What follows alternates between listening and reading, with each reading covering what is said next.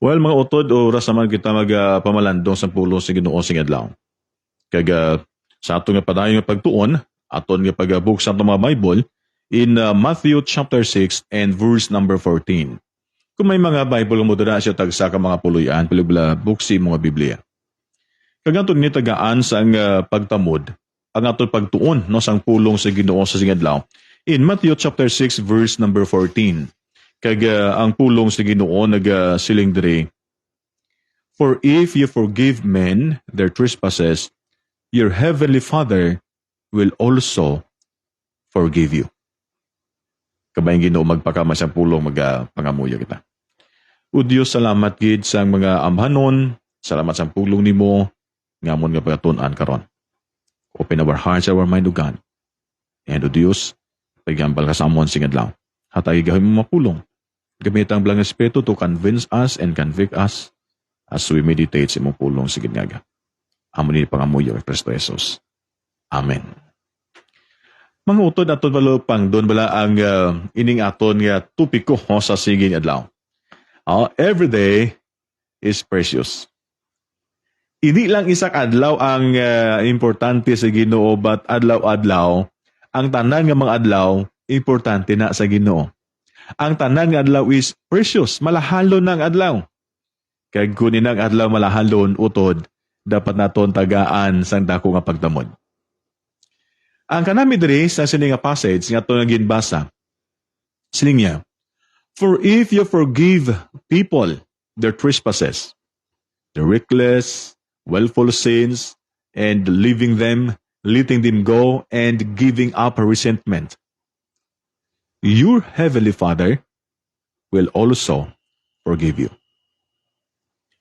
Kung may isa pa kabutang budlay ng himuon sa kabuhi naton ng mga followers ni Jesus, sa aton ng mga sumulunod ni Ginoong Jesus, in our journey every day, our journey with Jesus, kung may isa pa kabutang nga hindi naton dali mahimo, is ang pagpatawad sa nakasala sa aton.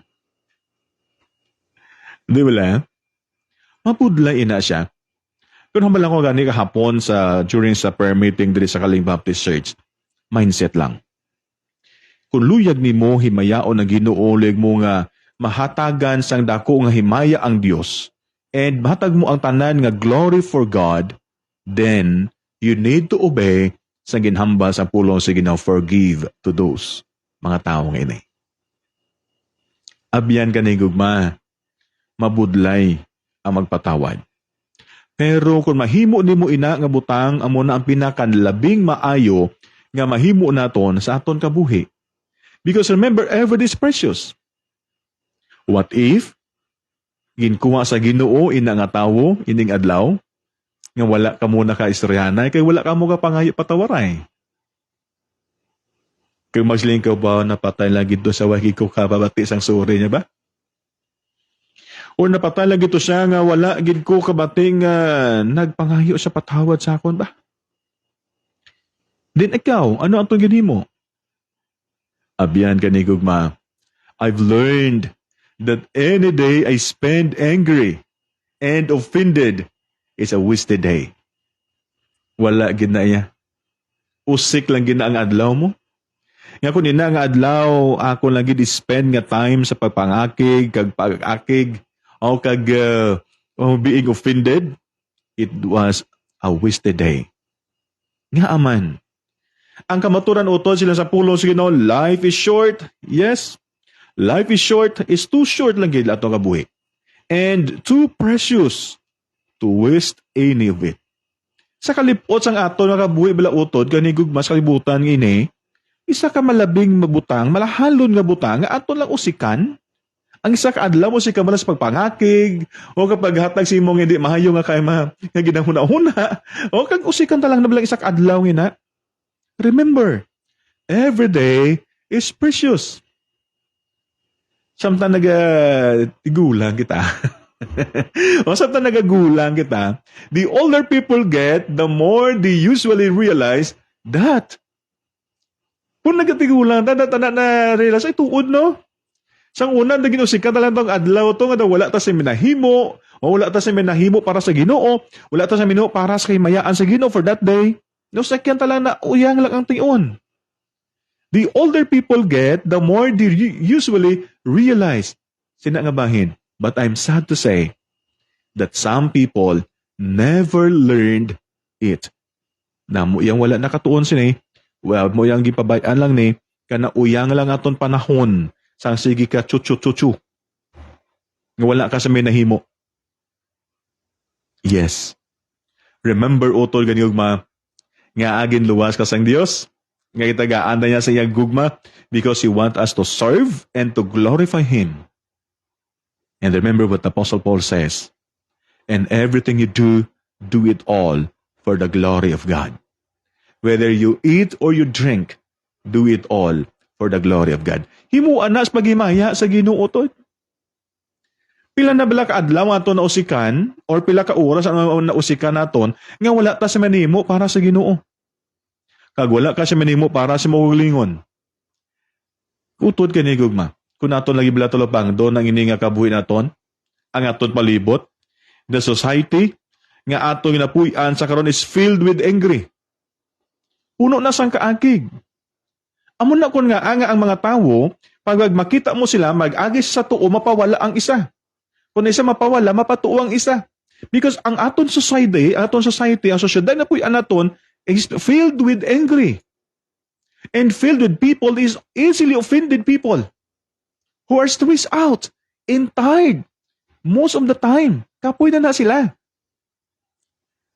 Umano ko nga ang himuon nato ni nga bahin utod. Remember, nga sa pihak sinatanan, ara ang Ginoo nga magsiling simo okay utod. Kapoy na ikaw, malapit sa akon, and I will give you rest. Matthew chapter 11 verse 28. Hindi ka magkalipat utod. Ngang aton kalibutan ginpuy-an karon, kalibutan na punan sa mga tawo nga damo-damo sa mga akig ng mga tawo.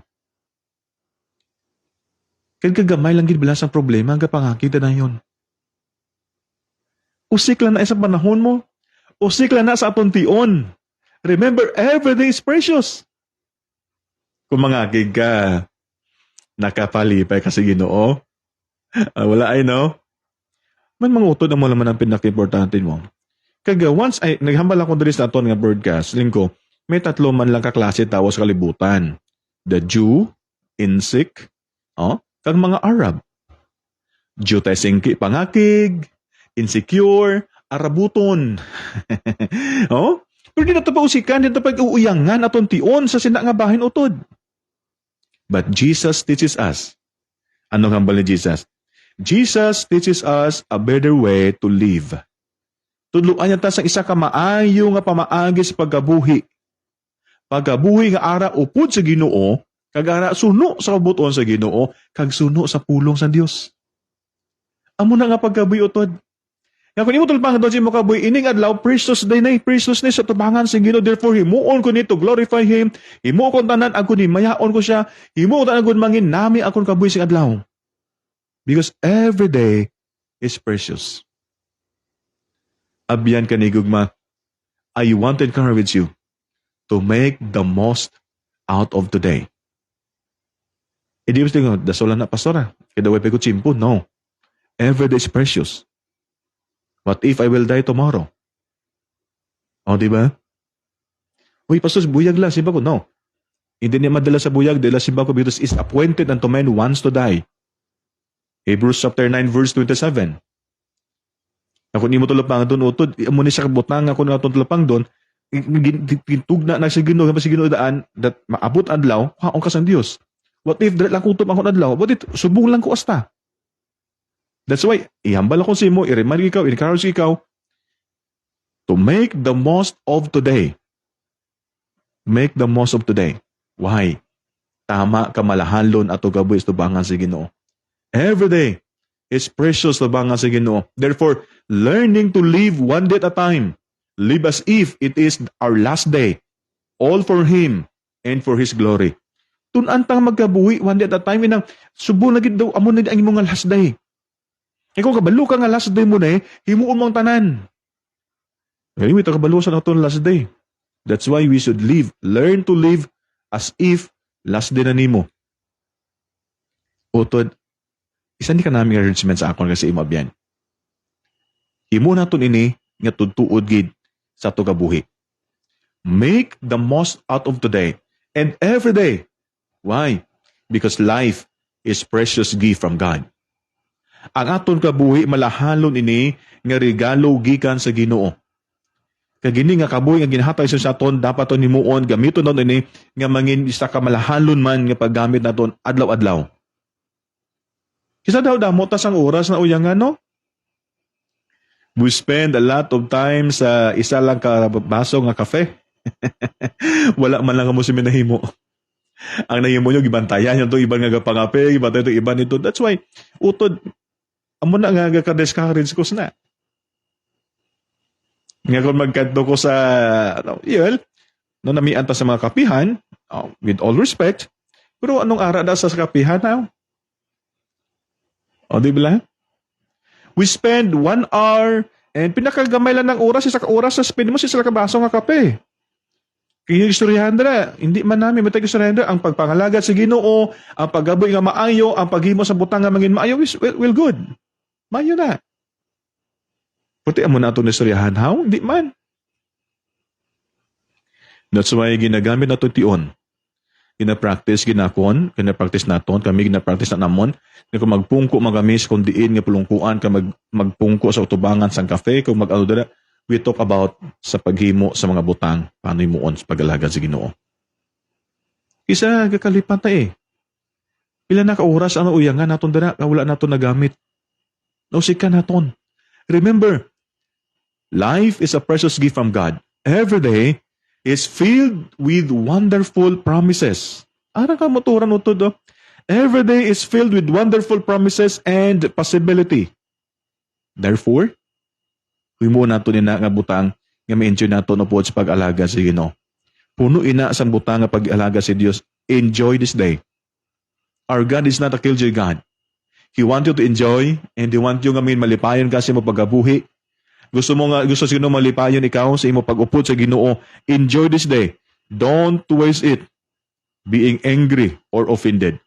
Hindi pa uyangi imo adlaw utod. Hindi pa uyangi imo tion. O hindi ba ko siki mo nga panahon sa mga butangan daw, mga batsag mo puro lang kaakig tanan, kag batsag mo puro lang ikaw nang pinaka-offended, ako na yung pinaka-luluoy ka tao. Oh, no. Hindi po yung imong panahon dira. Hindi po siki mo tion dira. Focus on sa butangin hatag siyo mo, enjoy in ang adlaw because every day is filled with wonderful promises and possibility. Enjoy this day. Don't waste it being angry or offended. Abiyan ka ni Gugma? Kita malang nabiyag nga pili o paano ta magabuhi. Hindi man ta robot. Di ba lang? Kung robot ka, pag pindot nato dira sa aton nga mga remote dira, amo nang imong gihuon. God created us and God give us sa isa ka nami gid nga kahimtangan and you have all the freedom and that freedom to choose. Kag pili a utod ang pagabuhi nga suno sa bulong sa Dios, suno sa buto sa Dios. We can choose to live according to God's word rather than to live the world's way. We can choose to live. Piliyon naton magabuhi suno sa pulong sa Ginoo, sang sa piliyon naton ang magabuhi sa kalibutanon nga pamaagi. Ano nga ba sa pulong sa Ginoo? Forgive. Kung ikaw ginasinsultuhan, sige. Pangamuyuin siya. Kung di mo ay isang malain, sige, pangamuyuin siya, patawara siya. Ano ba sa kalibutan? Kung di mo ay isang malain, daman mo lang karon. Labay, di ba karon kay daman mo lang. Preparahan tagid ka. Labay ka lang di ba karon. Hindi na mo ginabang sa puno sa Diyos. Therefore, nagagamo ato kalibutan tungod sina. Because we live according to the world's way. Not according to God's way. Including us, mga disciples of Jesus. Kita nga mga sumulunod ng Ginoong Jesus. Kita nga nagasunod sa Ginoo, including us leaders. Ang atol ginahimo, abi kalibutanon gihapon. We follow God the world's way and not God's way. That's why nagagamo kita. Uyang lang na sa panahon. Nagagamo kita tungod, we follow the world's way and not God's way. Sunda bala ang iya sa Ginoo pamaagi. Sunda bala ang Diyos nun nga pamaagi, di ang kalibutanon nga pamaagi. Or to give, ihatag naton ini, ang ini sa kanaming ibutang sa Ginoo. Hindi ang aton nga kaugalingon nga balatyagon. Hindi ita magsugos aton nga fleshly thoughts or emotions. Kaya kung na aton lang unod nun nga pangunahuna, ang aton balatyagon at aton pasugtan, abyan kanhigugma, bungkag gid ang imo pamilya. Pasugdi ba lang ginhamba sa Ginoo? Love one another because God is love. Forgive because God forgiven you. Kanami bala siya nambas ang pulong sa Diyos, di ba? Utod, ang pinakanaming butang amo ni dudumo naton, life is too short to waste one day being angry, being bitter, being resentful. Kanugon sina nga adlaw ng usika naton sa sinalang nga pangunahuna. Apang ang maayong balita amo ni, the good news of the gospel of Jesus Christ is that our sins are forgiven. You are forgiven. My sins are forgiven. Your sins are forgiven. Ginpatawad na tanan sa Ginoo.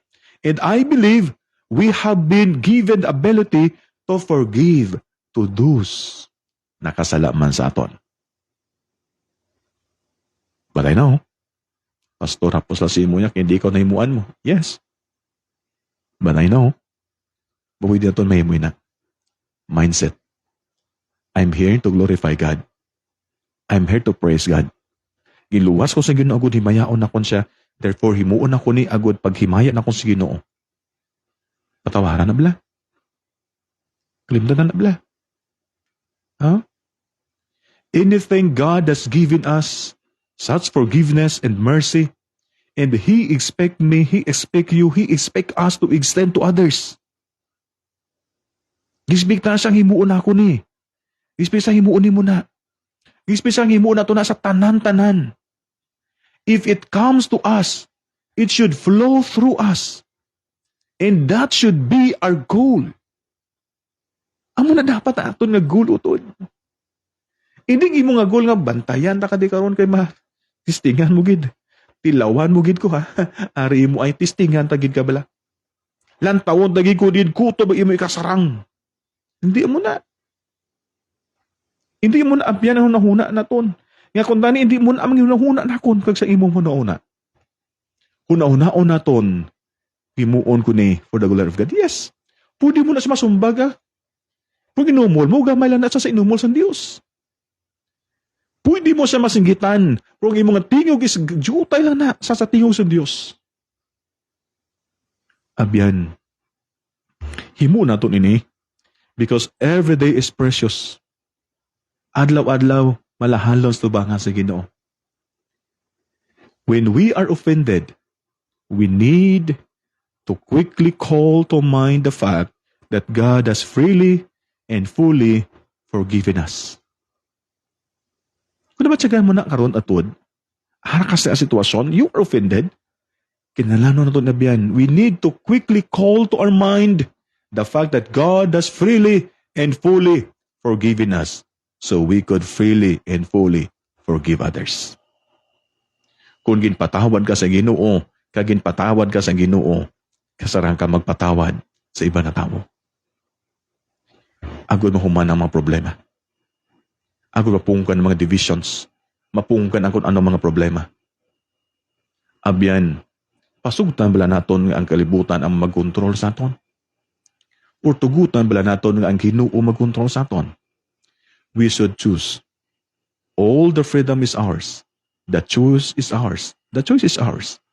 Pilia ang magabuhi upod sa Ginoo, kag suno sa pulong sa Ginoo, suno sa ginhamba sa pulong sa Ginoo, hindi sa aton tagipusoon, hindi sa aton tawhanon nga nahuna, kundi sa pulong sa Dios. Remember, every day is precious. Every day is precious. Dudu mo tinautod. Kagabay ba kung tani ining adlaw, imo naton ini.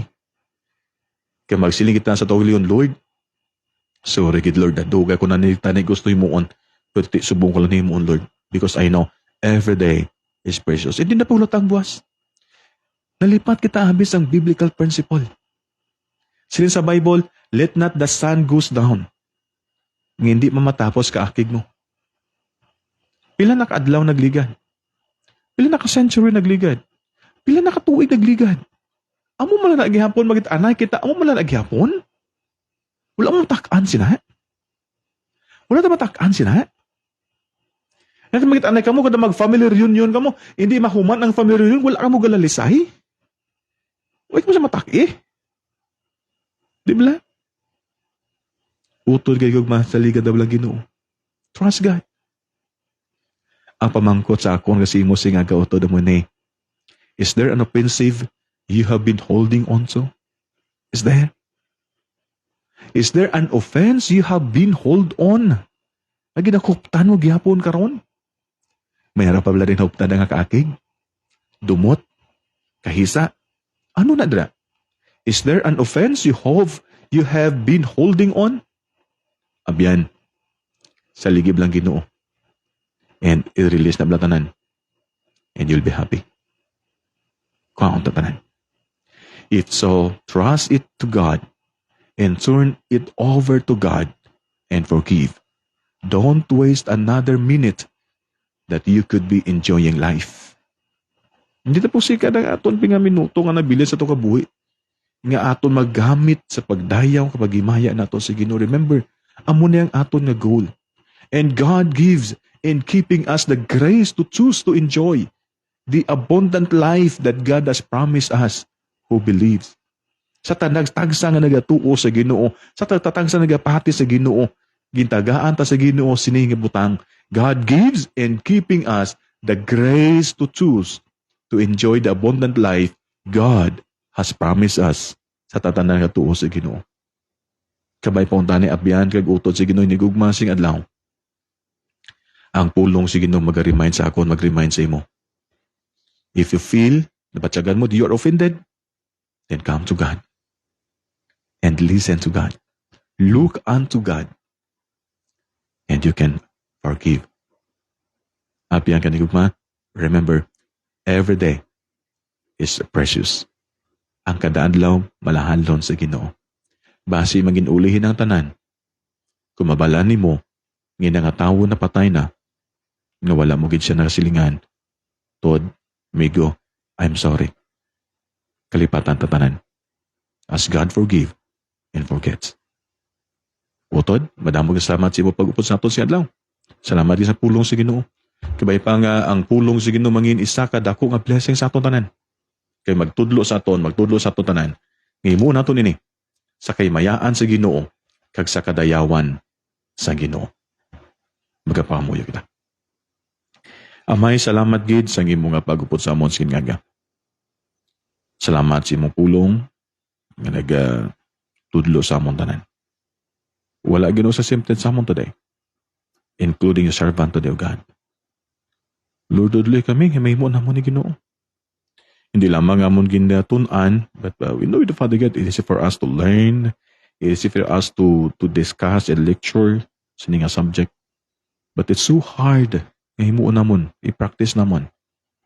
Kung sa Ginoo, buligi kami, himahimo namon ini.